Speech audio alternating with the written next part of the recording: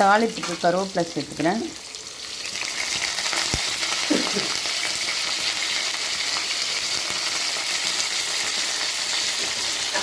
நம்ம வெங்காயம் வதங்க தேவையான இதில் எதுவுமே நம்ம தண்ணி லைட்டாக தான் சேர்க்க போகிறோம். இதில் தண்ணி எதுவும் சேர்க்காம தான் சேர்க்க போகிறோம். அதனால் நான் வந்து சால்ட் உப்பு சேர்த்துக்கிறேன். என்னது முள்ளாங்கி முருங்கிறதோ செய்கிறேன். அடுத்து இங்கே பாருங்கள், நம்ம வெங்காயம் வதங்கிறதுக்கு தேவையான உப்பு சேர்த்துட்டேன். இதுலேயே வெங்காயம் வதங்க மட்டும் இல்லை, இது வந்து நம்ம பொரியலுக்கும் சேர்த்து தான் இந்த இது. நம்ம இதுலேயே வந்து இந்த வெங்காயத்தை நல்லா வதக்கிக்கணும்.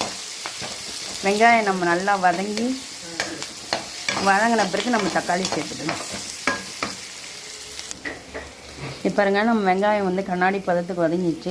இப்போ இந்த ஸ்டேஜில் நம்ம தக்காளி சேர்த்துக்கிறேன். நான்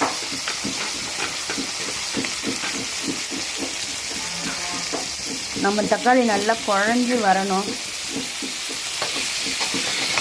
குழஞ்சி வந்த பிறகு நம்ம வந்து இதில் வந்து அடுத்தது என்ன பண்ணுறோன்றது ஸ்கிப் பண்ணாமல் பாருங்கள். வீடியோ சூப்பரான நம்ம முள்ளாங்கி பொடி. இங்கே பாருங்கள், நம்ம தக்காளி வதங்கின்னு இருக்கு. இந்த ஸ்டேஜில் நம்ம இடித்து வச்ச பூண்டு சேர்க்குறோம்.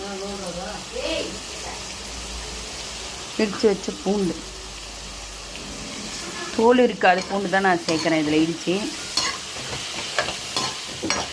இது நம்ம தக்காளி நல்லா வதங்கினோன்னு நம்ம பார்க்குறோம்.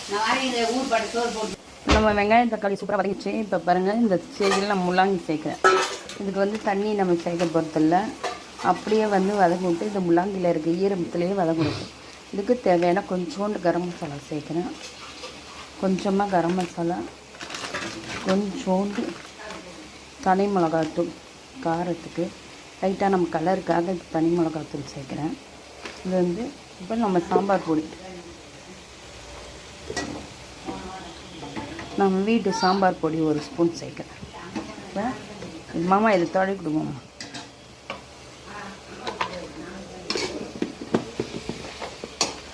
சாயந்தரம் தான் தெரியுமா? கண்டுபிடிக்க முடியாது. இது என்ன காயின்னு சாப்பிட்லாம், இட்லிக்கு தொட்டு சாப்பிட்லாம், சப்பாத்திக்கு தொட்டுன்னு சாப்பிட்லாம், உள்ள சப்பாத்தி ரோல் மாதிரி வச்சு பிள்ளைங்களுக்கு கொடுத்தாலும் சூப்பராக இருக்கும். இந்த சூப்பரான முள்ளாங்கி வறுவல், கறி வறுவல் செம்ம வாசனையாக இருக்குங்க. சாப்பிடணும் போலவே இருக்குது. இதே மாதிரி ட்ரை பண்ணி பாருங்கள். எங்கள் சேனலை சப்ஸ்கிரைப் பண்ணுங்கள், லைக் பண்ணுங்கள், ஷேர் பண்ணுங்கள், கமெண்ட் பண்ணுங்கள். இன்னும் என்ன எங்கள் சேனலில் மாற்றணுன்றதை சொல்லுங்கள் ப்ளீஸ்.